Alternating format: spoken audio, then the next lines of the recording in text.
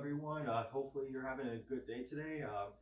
Thank you for watching this kind of demonstration I'm putting together for everyone. My name is Chris George, and I've actually been practicing Kendo for a little over 17 years now. And I currently hold the rank of fourth Dan or fourth degree black belt. And I practice Kendo here in the Cincinnati area with the Northern Kentucky Kendo Club, which is who I'm the president of, and with the University of Cincinnati Kendo Club, which I'm one of the coaches for. Um, so if you are interested in joining either of those clubs, you definitely let me know, and I can point you to the right direction. But I will also have the contact information for both clubs, like in case you do want to get in contact with us. So I wanted to put together this Kendo demonstration for you all. I mean, it's a little unorthodox at this point because usually we have late stages and we do it live, but I like putting it together because while the knowledge of Kendo has expanded, more and more people know about it. They might have seen it through like any form of Japanese media, culture, anything like that. But there's a lot of people who, but really the vast majority of those people don't really know about Kendo, what it's about, what it contains, all that stuff. And I like to, try and present that information to you all today. So you either, just learn more about it, or maybe, at some point you want to join us someday. So what I want to do is take you through what Kendo is, what, the equipment, the uniforms, and finish off with videos of the techniques that we do, as well as like some of the some sparring matches, and then finish off with some finishing information. Let's see. So, well, first of all, like, what is Kendo? The translation of Kendo is the way of the sword, and when we say that, what we mean is that Kendo is not a martial art where you're learning how to fight or defend yourself on the street.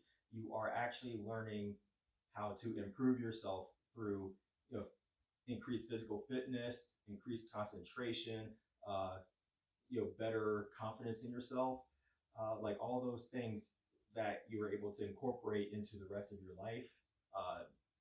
You're trying to help those out through the practice of Kendo. And the primary weapons, the shinai, we hit, several, like we hit, one of four available targets using shinai, and it's, we practice in groups. Kendo is practiced by, by people of all ages, all genders.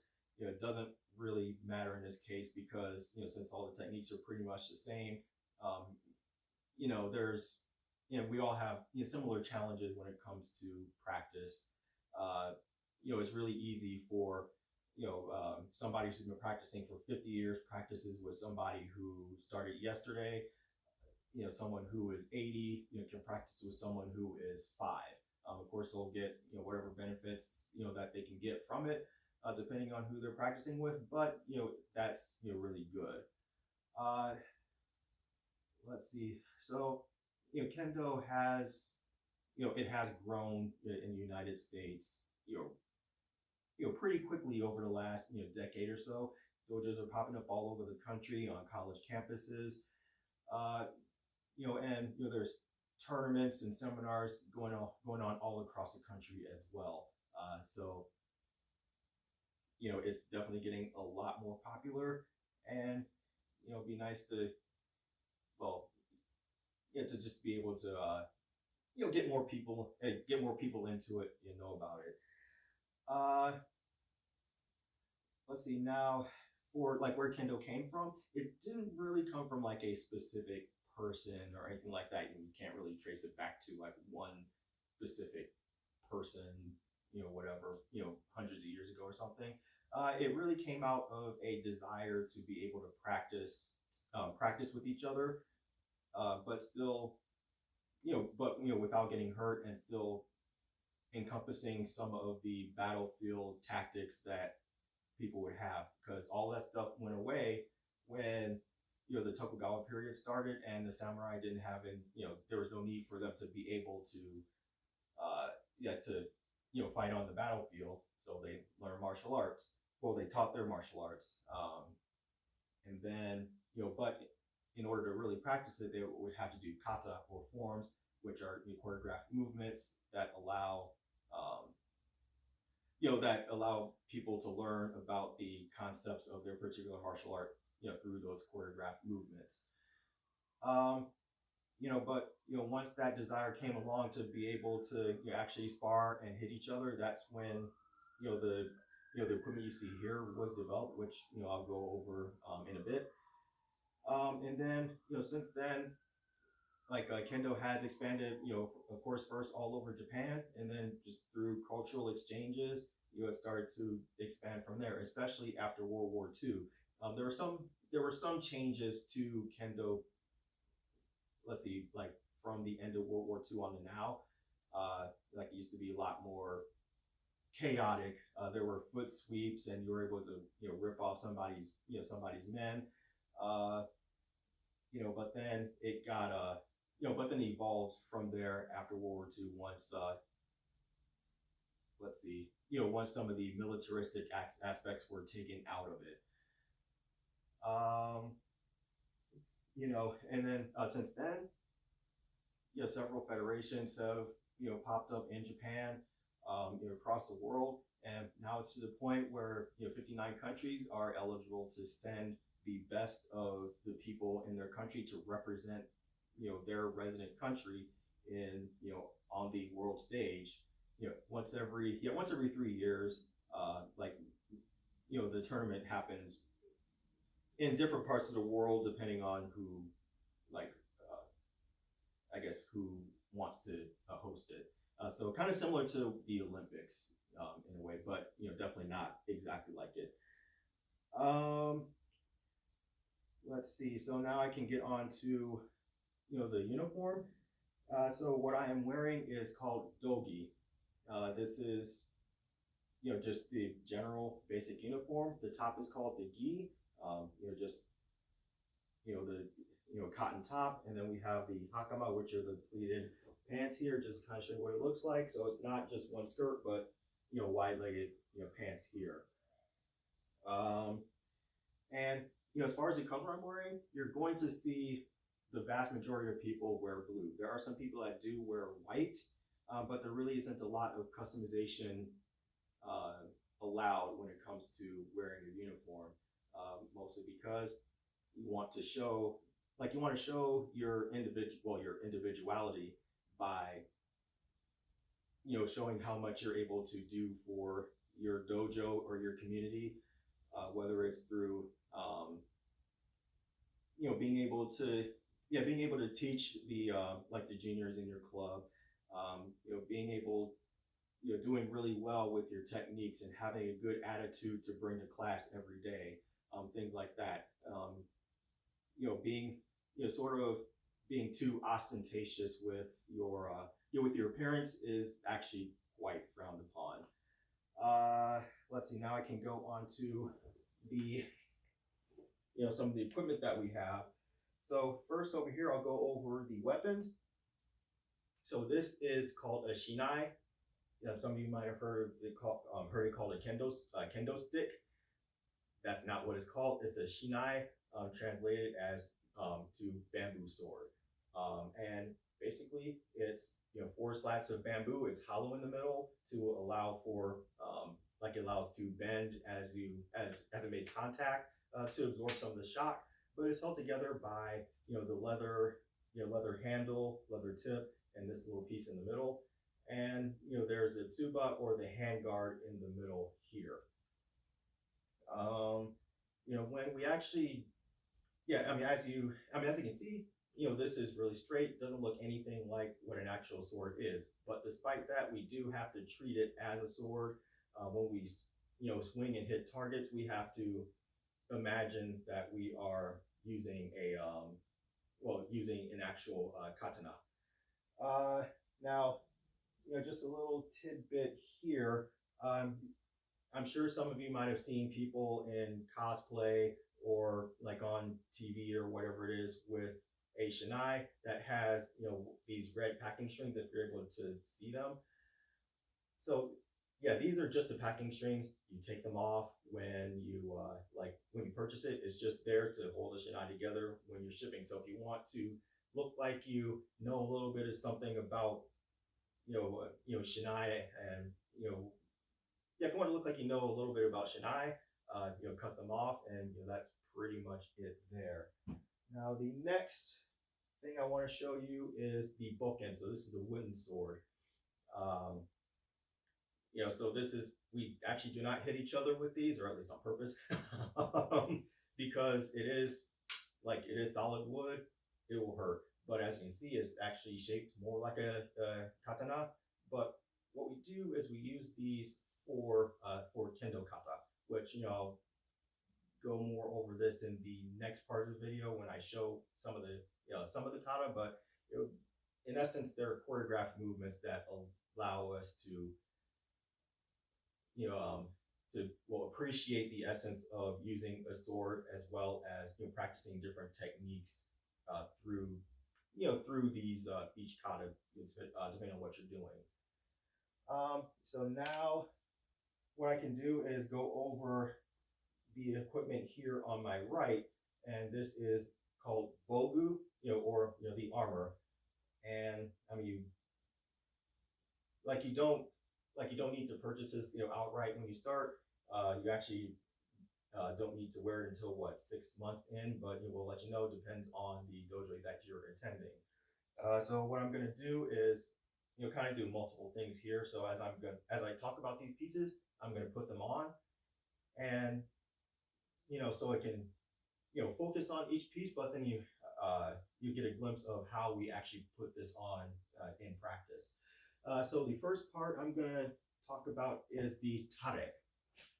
So this actually ties along on our waist here, and it does provide some protection on the sides of your hips, as well as your your groin. And in the middle, you can see there is a name tag. It's just a little bag that just slips on. And we have this because when we're at a tournament, seminar, whatever, we're all wearing pretty much the same thing. It might be hard to tell who's who, so we'll have the name of our dojo and our last names on the zekin here, or the name tag, or it's actually called a zekin. That way we're able to tell each other apart. Now the next piece I'm gonna show is called, there we go, get this up here, is the do. So this is the chest plate here. We just tie it right on like so, and this actually protects one of the valid target areas, which is called do, and that is on these on the left and right sides of the do here. So the little thin area here on this, on the side right here, that's where you want to hit, because what you're trying to do is you're cutting the stomach of your opponent, so you want to try and mimic that. There's also protection for the chest here, and that's really about it. So I guess one thing I can mention about customization, this is probably the most that you'd be able to customize without being looked at too bad, because there's different colors and materials that can go on here, and there's different designs that go on top. Now the next piece I'm going to show is the tenigui. All this is just the towel that goes on our head, and some of them may have Japanese phrases on them, but most may have logos, cool designs and things like that. But really, the function is to keep sweat out of our eyes, because kendo is a very physically intense martial art, and it can get sweaty, especially when you wear the men. And the last thing you want is to have your is to have trying to move your head around to keep the sweat out of your eyes. So next, I'm gonna put on the men. So here, this flips right on your face.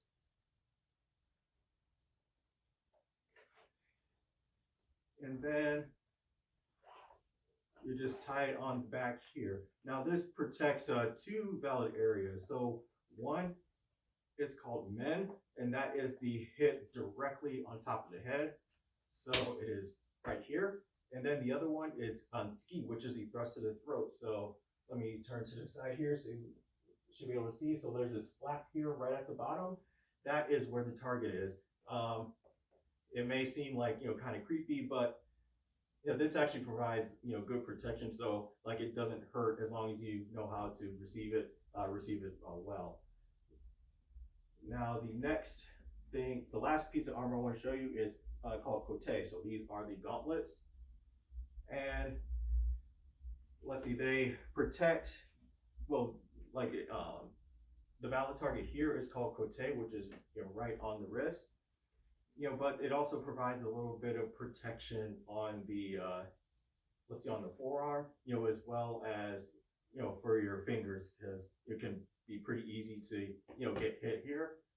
And then once we have the armor on, we're able to we stand up, and then we just begin the rest of practice. So the next thing I'm gonna so this concludes sort of the more just explanatory part of the of the demo. After this, I'm going to show you some videos on what the different techniques look like, and like some of the other aspects of kendo, which I think are pretty cool to see. So I will see you in a bit. Hello, so I'm back with the next part of this kendo demonstration. So for this section, I'm going to show you what kendo actually looks like. So this first video here is going to go over the basic techniques that we have in kendo, and there's going to be 3 more videos which show the kendo kata, which I had alluded to when I was talking about the use of bokken, as well as 2 match videos which should sort of round out some of the talking points I'm going to get to in a second as far as what's necessary to make a good hit. So before I start this particular video, I just want to reiterate that the targets that we do have in kendo is men, kote, do, and tsuki. So we do only have 4 targets, but there's actually a lot involved when it comes to actually making those attacks. It might look cool to scream and yell and just hit whatever you just want to go for, but really the aim is to make sure that every hit that you do counts. And what I mean by that is you want to make sure that every hit that you do has 100% of your spirit, your mind in it.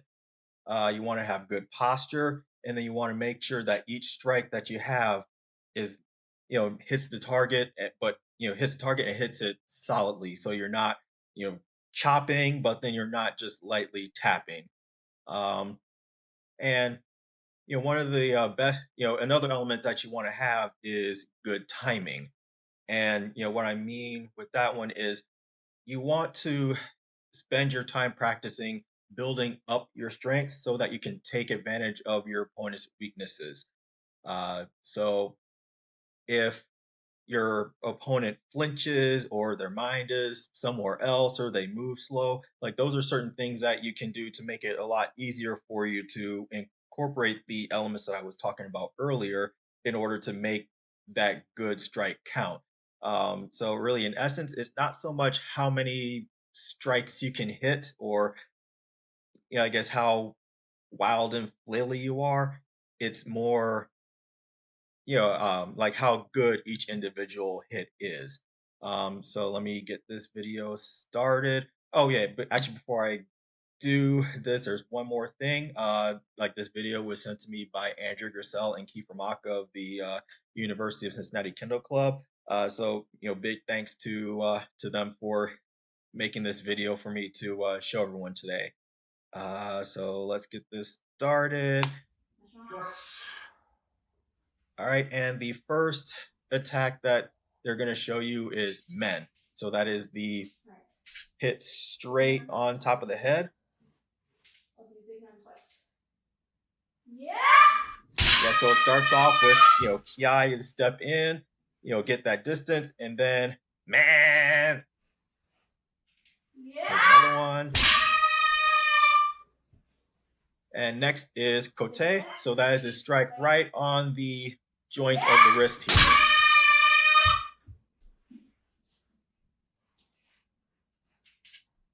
Yeah. And the third basic strike is dull, so that's the hit to the abdomen.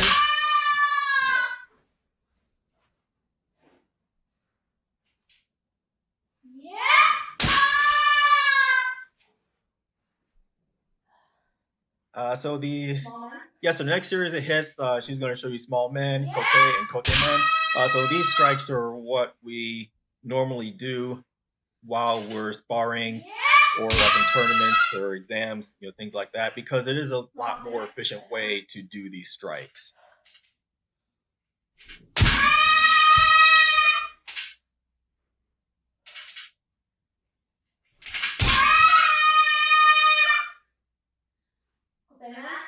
Yeah, now there's Kote men. So like you're not really, like you don't have to just stick with one attack at a time. You can really put as many as you want together, as long as the final strike you're going for is a one that really counts. And then ski twice. Yep, and next it's ski, so it is the strike to the throat. So there's that, the little flap here, the mendare, which that is the target area. It is one of the more advanced strikes that we learn, but it's essential to learn, for everyone, because like you want to make sure you have like good center and like all that stuff. So let me go to the next video here, which is the Kendo kata.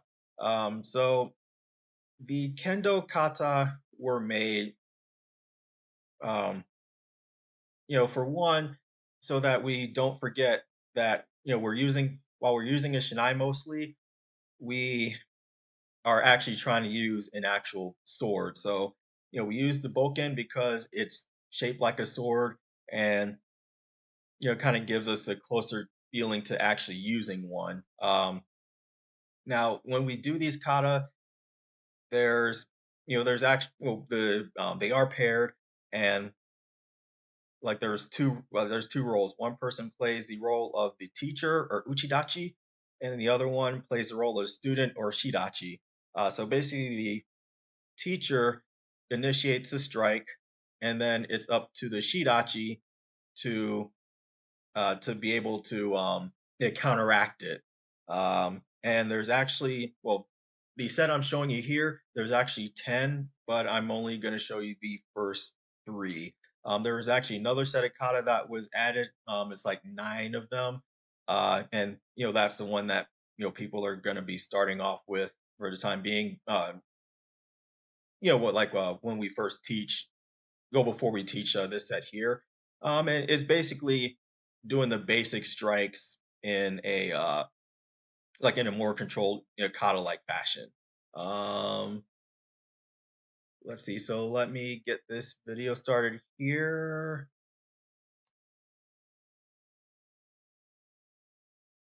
And let's see. So just a little remark on the swords that they're using.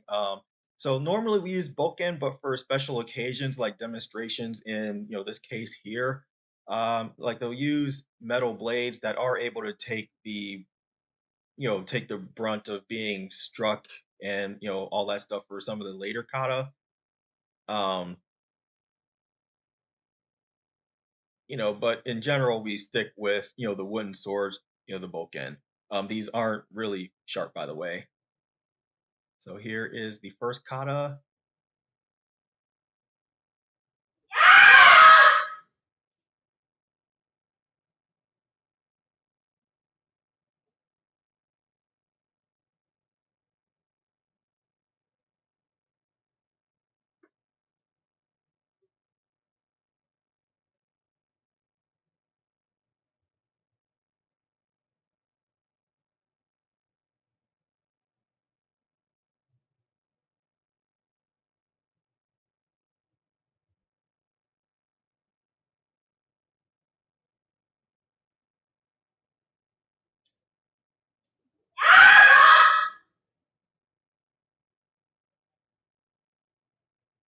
Yeah, so these techniques and concepts that we do in the kata can actually be used when we are sparring with shinai. It's being able to when you do these, yeah, they are what's it called? They are choreographed, but we're actually supposed to treat them as if they're not. So we want to try and make it so that it looks real, so to speak.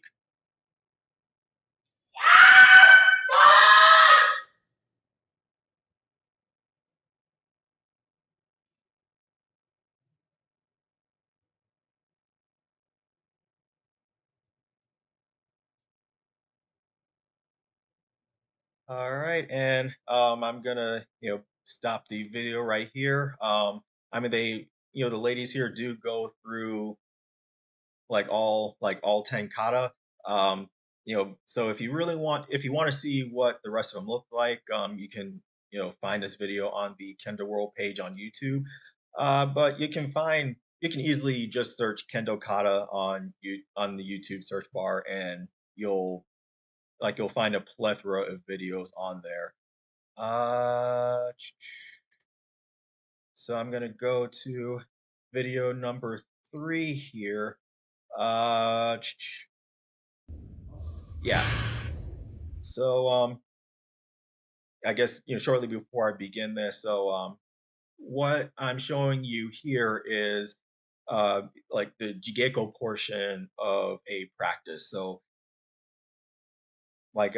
this happens at the end of practices usually. So we start off with our basics, basic footwork, strikes, and all that stuff, and then towards the end, we'll spar with each other, and it can be done usually one of two ways. Where one is we're like in a group, we do still fight each other one at a time, but we just rotate every 2 or 3 minutes. And then there's another style where you'll have like the advanced people on one side and then everybody else on the other, and you just go up to someone who's free or stand in line and then just go spar with them. So let me go ahead and get this started, and then I'll explain a little bit about what the whole aim of this is. So when we do jigeko, we're not trying to win or get points. We're actually trying to use what we learn and try to apply it while we have an opponent that's not going to open for you or cooperate.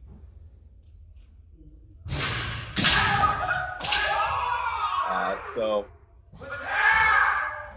yeah, and by the way, I am the person who started off on the left side, and what I'm trying to do is work on so just work on the explosiveness, being able to make the solid strikes, but at the same time try to take advantage of my opponent's weaknesses, if I could ever find them, to be able to make that good strike that I'm trying to get.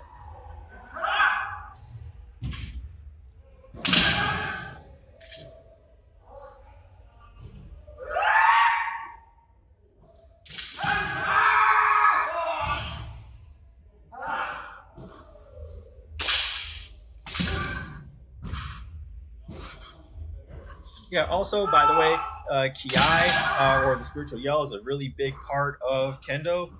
That's one of the ways that we show like really strong spirit as we are fighting. So if you've ever passed by a Kendo practice or saw a video of one and everyone's just really, really loud, that's why, because of just how important the Kiai portion is.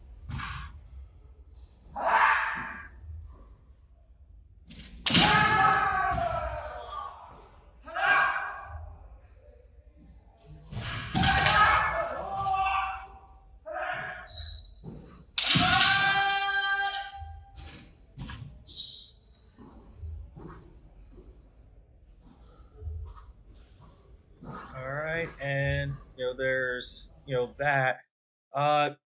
So then the final video I want to show you is the like a Kendo tournament. What that kind of looks like. So just a couple of details about sort of what's going on. First of all, this match lasts, let's see, 27 minutes, and I really don't have the time to show you all of this. But again, this one can be found. Well, this and really a lot of these tournament videos can be seen on YouTube. This one is from the the Kendo World page, just like the Kata video was. So as far as how tournaments work, so you're like you're given either a red or a white tag, which is tied to your back, and your goal is to try to make 2 points. And let's see, you have 3 judges, and in order to get a point, you need to make sure that you have all of the elements that I've been talking about as far as making a good hit. And you'll be able to convince at least 2 judges that you were able to like apply those things in there. Let's see, and I wanted to show you in particular this 8th Dan match because like 8th Dan is the highest rank you can get in Kendo, and in order for you to get 8th Dan, I mean, you have to like really show that you have control over yourself, over your opponent, showing good spirit and making sure that all of your hits count. Actually, this test is very, very difficult because like the pass rate is usually less than 1%. So oftentimes there's hundreds of people that have practiced that'll try out for the exam every year, and less than 10 might pass. And this is over the span of like each individual year, not like one particular I guess session. Let's see, and actually let me just go ahead and get this started so I can kind of show you as it's happening. So when you look at the ranks of the higher ranking people, there's usually not a lot of hitting going on. So there's a video that I showed you before where like I'm just hitting a lot more. Well, here, more focus is being put on the setup. So each person is trying to they sort of gauge the situation, see how their opponent reacts to whatever they're doing, and then be able to execute their attack when that opening arises.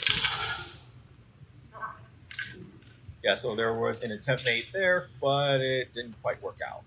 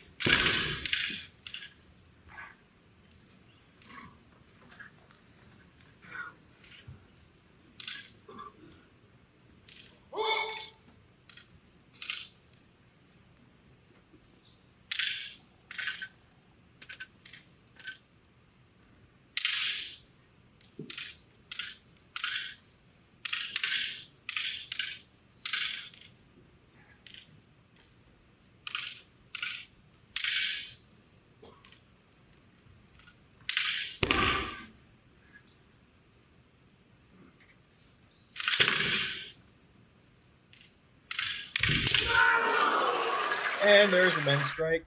There's going to be like some slow mo to kind of show you what's going on, because admittedly, if you don't know what to look for, you can blink, you miss it if you blink.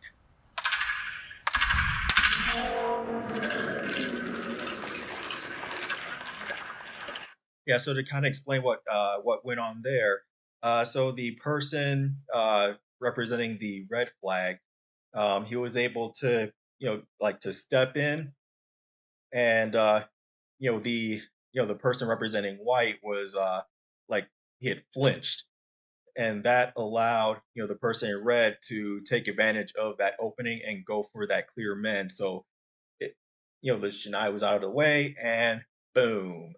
um and that's like so that's like one of the more common ways. Well, I guess not common, but that's really what you need to try to do in order to make a good hit. So yeah, it seems it may seem like there's not a lot of variety or whatever going on, but there's there are a lot of mental aspects to it, as well as a lot of things like parries and dodges and things that you can also incorporate to make sure that the opening happens.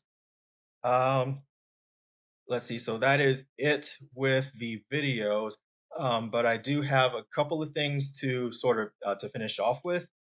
uh so I have this little PowerPoint here. So the first thing I want to go over are some misconceptions about kendo. So this first point is really for martial arts in general. But when you get your first dan, or your first degree black belt, it doesn't mean that you are a master at anything. And I bring this up because a lot of people, they're like, when you get your black belt, when you get your black belt, and then sort of this black belt has become this sort of mystical thing showing that you are a master at the martial art you're practicing. Well, that's not really the case. When you get your first dan, all it shows is that you're good enough with the rudimentary basics to be able to move on to the more advanced cool stuff. um but to sort of answer the question, as far as when you get your first dan, it takes usually about 2 to 3 years. It really depends on how much you practice, and how many tournaments and exams you're able to attend. So like if you don't have like an open schedule or anything, then it can be harder for you to get out for grading than it can for others. The next one is that kendo is not a method of self-defense. So don't practice kendo with the expectation to be able to fight off a robber or something with a sword. Really, the whole point of kendo, and this is actually written in like the whole purpose of kendo. So this is an actual statement. Uh, but the whole purpose of kendo is to be able to physically and mentally improve yourself through through the rigors of practice. So there's there's the physical attributes of it. It's a very cardio centric martial art, but then you are using arms, legs, and all that stuff, which can definitely help your physical fitness if that's something that you want to try and go for. For the mental improvement, there's concentration, being able to like take criticism, and also being able to criticize yourself in order to figure out what you need to improve on, and then work on those. And then also some confidence in yourself, because in order for you to be able to excel and make all those like really good strikes, you have to really be sure of yourself as a person, before you can really execute anything. The next part is the kendo is not easy. So by this, I'm not saying that people come up to me thinking that kendo is really easy. It's just they're not aware as like how tough kendo can be. As I mentioned before, it is a very physical martial art, very cardio centric, and especially when you wear the bogu, and you have the men on and all that, the armor and the uniform, the dogi, uh, it can get pretty hot at times too. So definitely drink a lot of water. If you're not a water drinker, then you definitely need to start. Um, but also there's, you're not going to get things on the first try. Sometimes you may get it by the end, you may understand something at the end of that practice. It may take a week, month, could take years, 10, 20, 30, whatever it is. And some people do get discouraged because they think that the like the sensei or your senpai or seniors are like going to be disappointed in you because you haven't gotten this technique right. Well, we're here to teach you, and as long as we see that you are trying to improve, we are going to keep harping on you, even if it is the exact same thing over and over and over again. It's just human nature. And really, we've all been through it, and we all still go through it ourselves. One sort of thing to watch out for is if you aren't getting any sort of like personal instruction, whether it's just like it's like pieces of advice or anything, that may be a time for you to worry. And this is like over an extended period of time, actually, because if you're not getting any sort of critiques for a long period of time, then that might mean that your attitude in the dojo is not that great, and you're basically just ignored until you either shape up your attitude or you get frustrated and just leave. So you want to make sure that you have a good attitude for each and every practice. And also, last point, there's no experience necessary to start. um, you know there's people they're worried that, oh, I haven't had any martial arts experience or whatever, so I don't know if I could join. Well, yes, you can. All you have to do is just go to like whatever dojo you want to practice at, let them know you're interested, and they'll let you know either you could start at the next practice, or you may have to wait a while.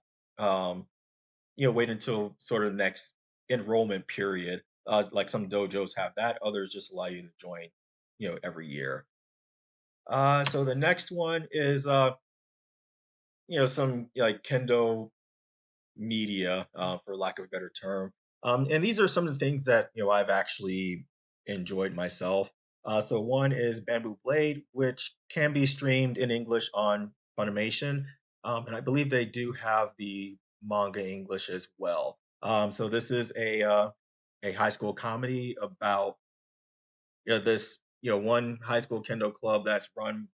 Well, it's a failing high school kendo club because there aren't a lot of members, but the sensei there, he enters a bet with a sensei from another school, where if he's able to beat him, then if his team is able to beat the other team, then he'll get a good dinner, because he's broke a lot. So and then so like there's lots of humor that I enjoyed there, but there's also some parts in there which you actually do go into what kendo is. The next one, Musashi no Ken. Unfortunately, it's not available in English. But for the people that practice kendo and have heard of it or like seen it, it's something that people really do like a lot. It is a very old series. Came out in like '85, I believe. Um, so it may be a turn off, but if you are interested in kendo, I mean, this is like the quintessential like kendo anime, because it follows this kid from birth all the way up to like high school, for like the big tournament, and like his goal is to like be the best kendo practitioner in Japan. So there's just a lot of like a lot of development along the way, and then there's of course just a lot of authentic-ish kendo in there as well. The last one is Kurogane. I put the author there because there are other Kurogane mangas, so I just wanted to sort of specify here. Unfortunately, I haven't really read this one as much, and this one also isn't available in English. Which, yeah, that little note there is wrong. That should say Japanese, not English. But it's another high school manga, well, kendo manga, where the main character, he's very physically weak, but he's extremely mentally strong, especially when he wears his glasses. So he's able to just focus and make all the the good hits using the criteria that we're talking about. And he joins this like the kendo club in his high school, and they just kind of develop friendships and stuff along the way. The last part is like Kendo World. So that is the YouTube channel I was referring to. So that is that's like one of the best channels to go to, where you can watch different Kendo videos, tournaments, exams. There's even some English language programs on there which talk more in detail, like what Kendo is, even goes into Iaido and some other martial arts. So lastly, here's the contact information. So in the Cincinnati area, we have two clubs, so Northern Kentucky and UC. So the UC club is geared more towards the college students. Like anyone's able to practice there. It's just like they practice in a like inside the rec center, and you have to pay each time you get in. So I mean, if it's something that you're able to do and it fits your schedule, it's perfectly okay. But just kind of warning you there. The Northern Kentucky Club is the area's like community dojo. Um, and if you're interested in joining like either club, you can definitely shoot us an email or like call us or whatever, and then we'll let you know how you can get started.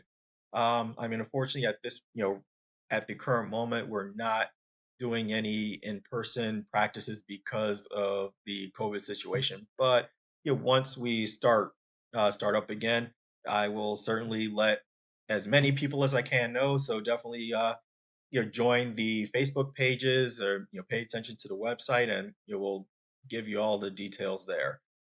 And that does it for the for the Kendo presentation. So I hope that everybody who came in watching this leaves with more knowledge of what Kendo is, what it's about, and hopefully it's enough information for you to decide if you want to join us at some point.